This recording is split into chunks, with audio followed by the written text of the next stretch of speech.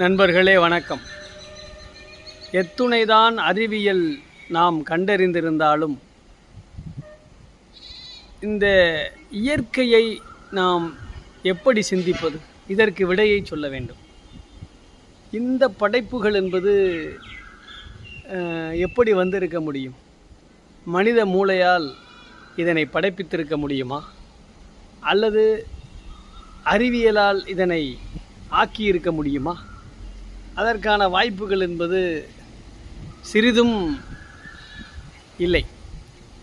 இயற்கையிலேயே இந்த நில உலகம் கடலாலும் மழையாலும் தீபகற்பத்தாலும் என்று பல்வேறு வகைகளில் அது பிறந்திருக்கிறது.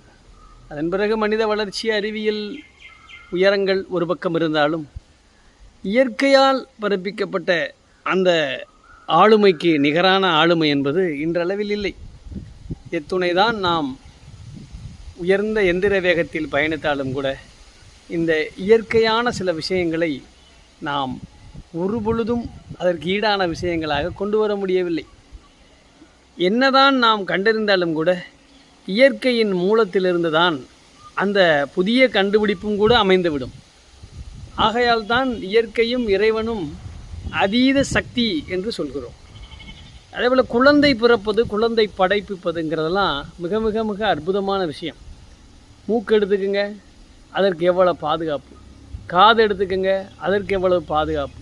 கருவில் வளர்கிற குழந்தை எப்படி வளர்கிறது? 10 விரல்கள், ஒரே இரத்தத்தினுடைய நிறம்.